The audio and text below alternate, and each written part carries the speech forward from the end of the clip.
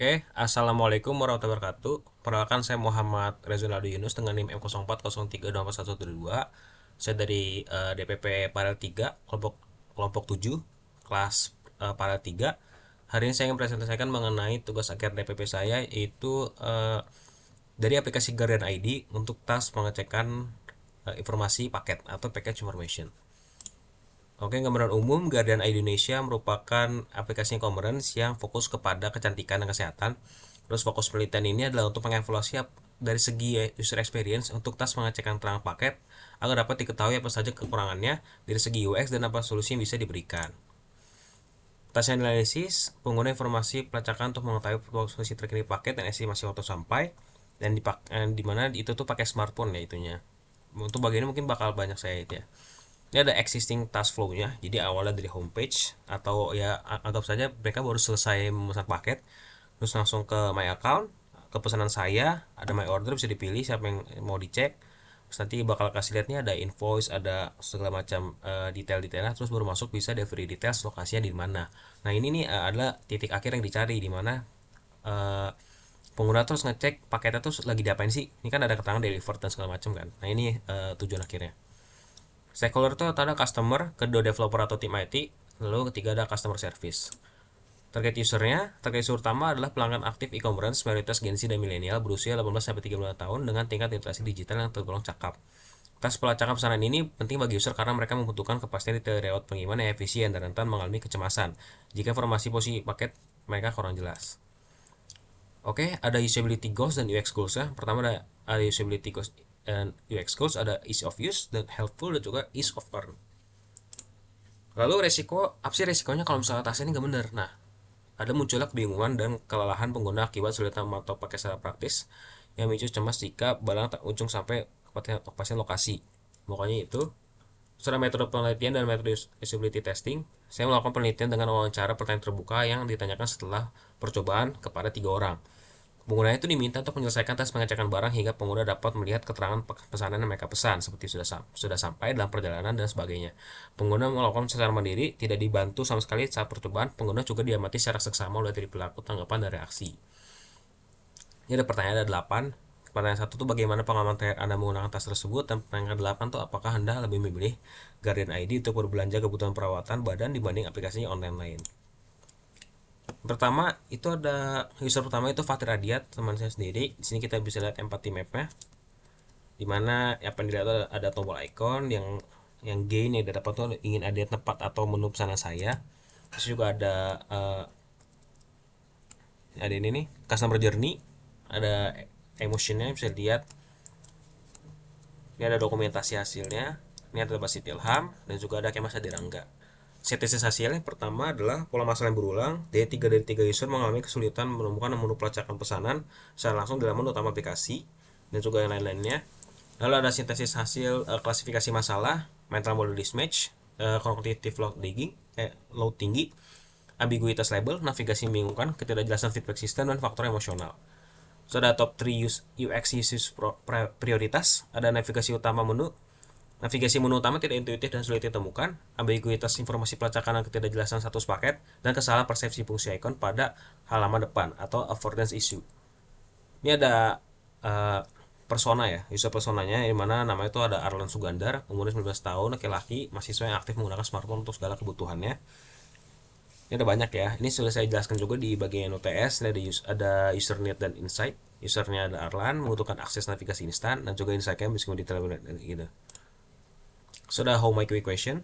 Salah satunya ada how make you help users clearly understand their package is located without searching through multiple menus dan lain-lainnya. Yang sama juga saya jelaskan di bagian UTS. Nah, masuk ke bagian design opportunity, di mana memang itu menjadi sumber pembahasan yang ada di bagian UAS. Pertama ada pain point, di mana informasi posisi paket kurang jelas, memicu kecemasan. Menu pelacakan tersembunyi jauh dalam profil my account. Dan juga mental model mismatch, atau pengguna bingung atau salah mengira fungsi icon di beranda. User requirement itu ada transparansi status pengiriman yang detail dan sebagainya untuk keterangan emosional, akses navigasi instan, dan juga kesesuaian fungsi icon dengan ekspektasi dan visualisasi yang intuitif.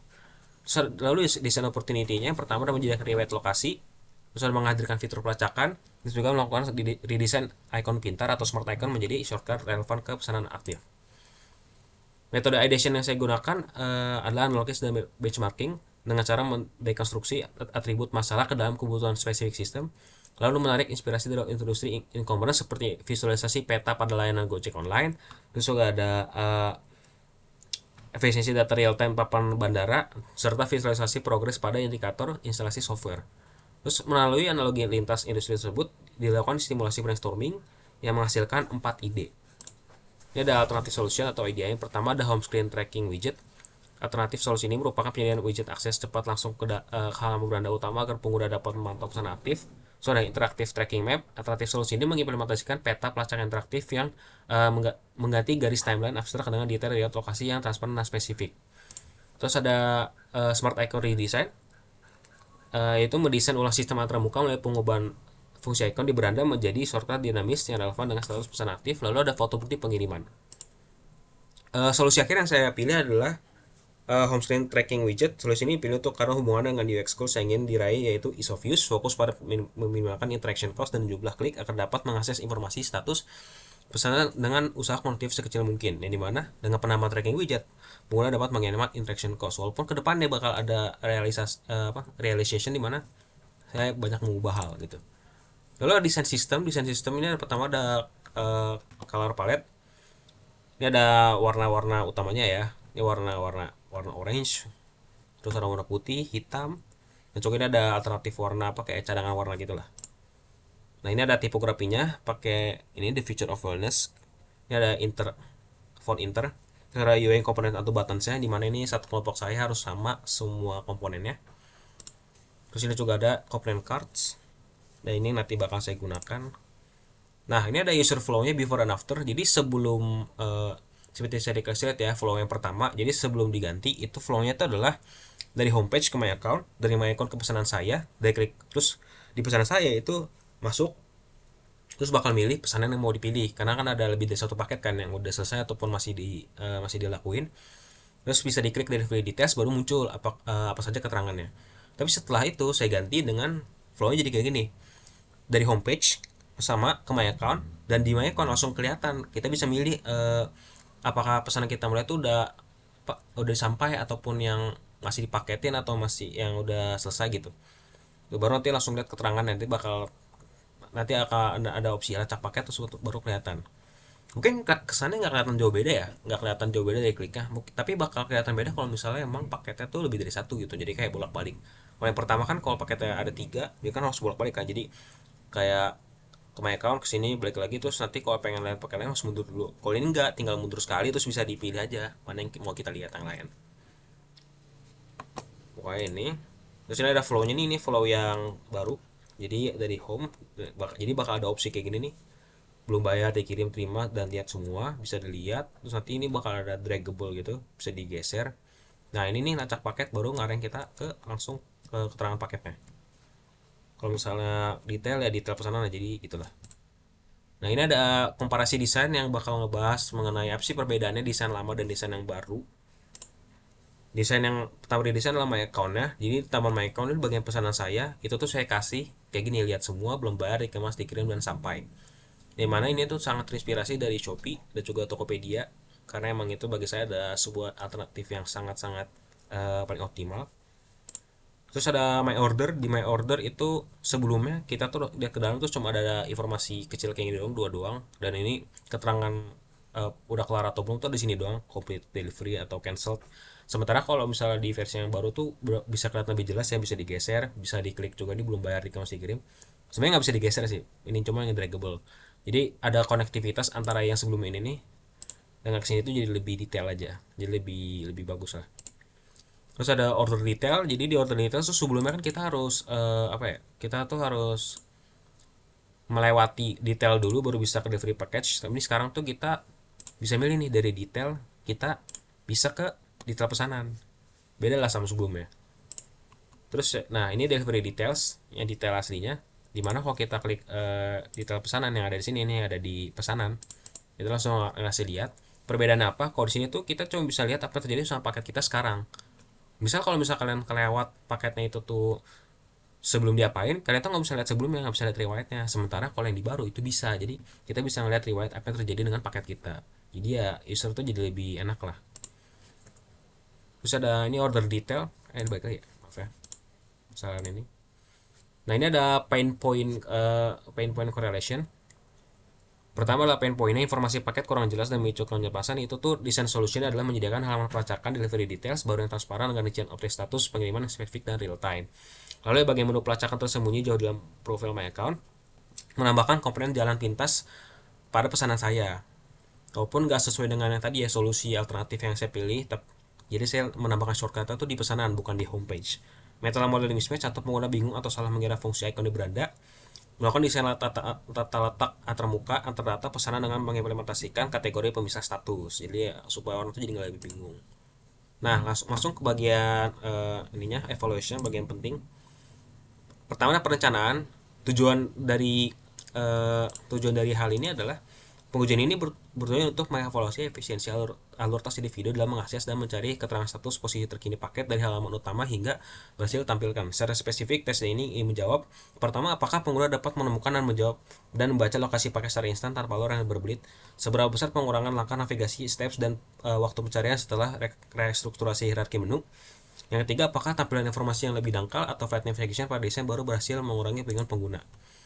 Terus ada metode yang digunakan. Metode yang digunakan itu adalah mesh testing, di mana mesh testing ini adalah sebuah situs yang bisa mengkoneksikan antara flow interaction flow prototype di Figma itu bisa dikoneksikan ke sini supaya orang bisa ngetes. Sifat pengujian itu jarak jauh atau daring dan tanpa panduan atau unmoderated usability testing, di mana partisipan bebas mengakses tautan mesh kapan saja melalui smartphone mereka ataupun device lain seperti PC atau laptop. Lalu profil partisipan rencananya itu ada 5-10 dengan karakteristik dan kriteria berusia 18-25 tahun, berstatus mahasiswa, aktif berbelanja online via e-commerce minimal 1 kali sebulan dan familiar dengan smartphone.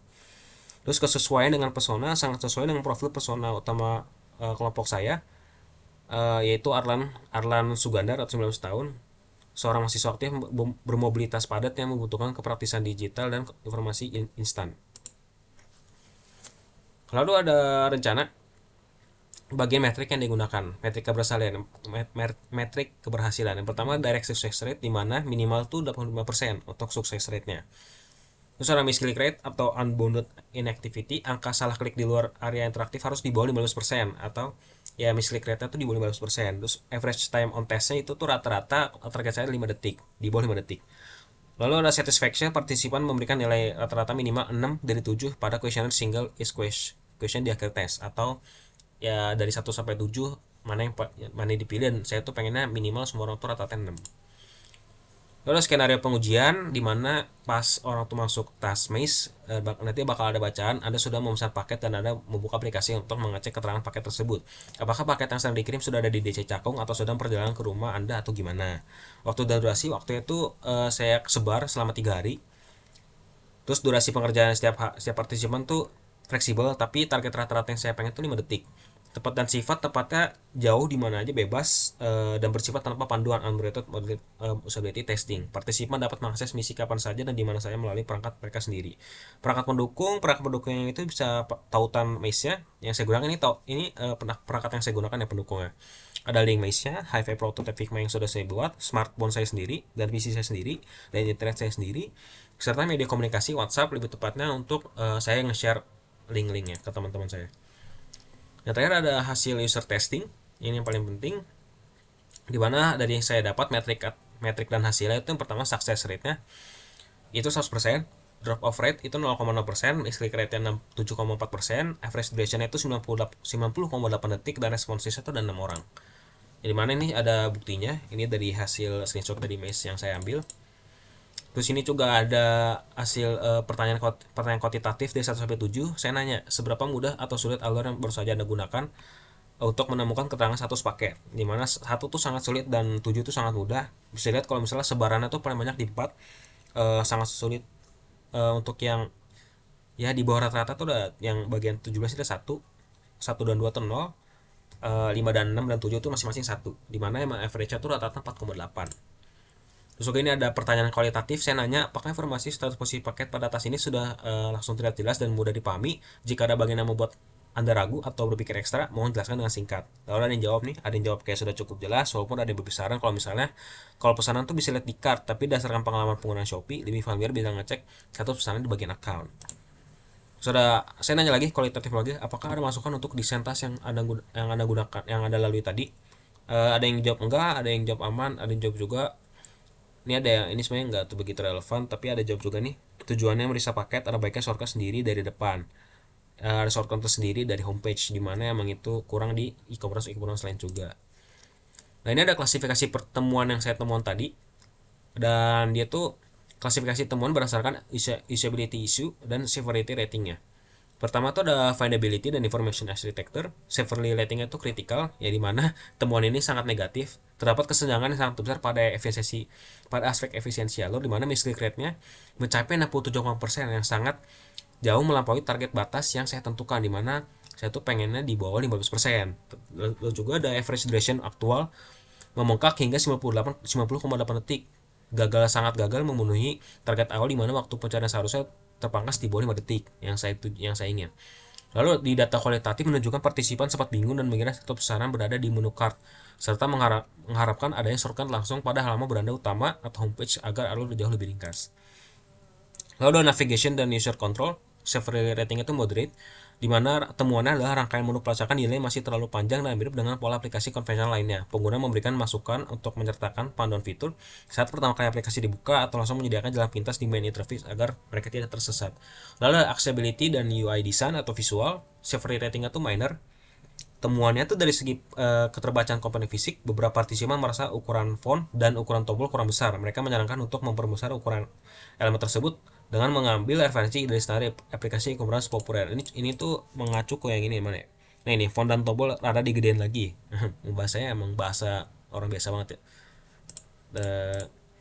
Nah ini ada bagian terakhir nih, bagian sebelum terakhir ini ada hubungan temuan dengan usability goals dan UX goals. Dimana pertama tuh adalah UX goals yang ease of use atau usability goal, dimana ease of use ini belum tercapai. Kenapa belum tercapai? Karena ya tadi, dimana harusnya memangkas waktu interaction cost jadi 5 detik, malah di data aktual tuh jadi 90,8 detik, dimana itu jauh banget. Terus juga yang harusnya max click rate itu di bawah 15%, ini malah di atas 67,4, dimana ini di atasnya dan jauh banget, yaitu 67,4%.